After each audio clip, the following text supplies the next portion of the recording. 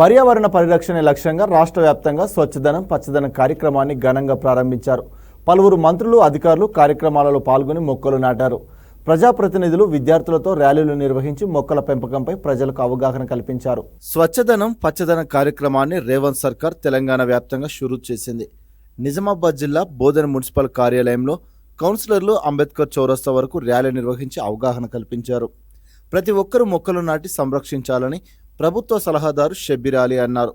భద్రాచలంలో ఎమ్మెల్యే తెల్లం వెంకట్రావు, ఆదిలాబాద్లో ఎమ్మెల్యే పాయల్ శంకర్ ఆధ్వర్యంలో మొక్కలు నాటారు. వరంగల్లో మంత్రి కొండ సురేఖ స్వచ్ఛదనం పచ్చదనం కార్యక్రమాన్ని ప్రారంభించారు. సిద్దిపేట జిల్లా దుబ్బాకలో స్వచ్ఛదనం పచ్చదనంలో భాగంగా పూరపాలక చైర్పర్సన్ కమిషనర్ ఆధ్వర్యంలో విద్యార్థులు పూరవీధుల్లో ర్యాలీ నిర్వహించారు. జగిత్యాలలో పూరపాలక అధికారుల ఆధ్వర్యంలో అవగాహన ప్రదర్శన చేశారు. ప్రతి ఇంట్లో పరిసరాలు శుభ్రంగా ఉంచుకోవాలని, నీటి నిల్వలు లేకుండా చూసుకోవాలని పేర్కొన్నారు. మొక్కలు ప్రజలకు పంపిణీ చేసి పర్యావరణాన్ని కాపాడాలని కోరారు.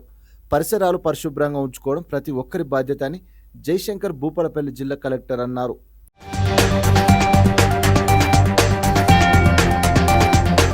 వరంగల్ జిల్లా నర్సంపేటలో ఎమ్మెల్యే దొంతి మాధవరెడ్డి మొక్కలు నాటి ర్యాలీ ప్రారంభించారు. ములుగు జిల్లా అబ్బాపూర్ కార్యక్రమంలో పాల్గొన్న మంత్రి సీతక్క మహిళా సంఘాలు, గ్రామ పెద్దలు, విద్యార్థులు ప్రతి ఒక్కరూ మొక్కలు నాటాలని సూచించారు. పరిసరాలని పరిశుభ్రంగా ఉంచుకోవడం, పచ్చదనాన్ని కాపాడడం ప్రతి పౌరుడు బాధ్యతగా భావించాలని మహబూబ్ నగర్ జిల్లా కలెక్టర్ సూచించారు. నల్గొండ జిల్లా చిట్యాలలో స్వచ్ఛదనం పచ్చదనం కార్యక్రమాన్ని మున్సిపల్ చైర్మన్ వెంకటరెడ్డి ఆధ్వర్యంలో శాసన మండలి చైర్మన్ గుత్తా సుఖేందర్ రెడ్డి, ఎమ్మెల్యే వేముల వీరేశం ప్రారంభించారు. స్థానికులకు మొక్కలు పంపిణీ చేశారు. స్వచ్ఛదనం పచ్చదనం కార్యక్రమాన్ని ప్రతి ఒక్కరూ బాధ్యతగా తీసుకొని విజయవంతం చేయాలని ప్రభుత్వ విప్ బీర్ల ఐలయ్య పిలుపునిచ్చారు.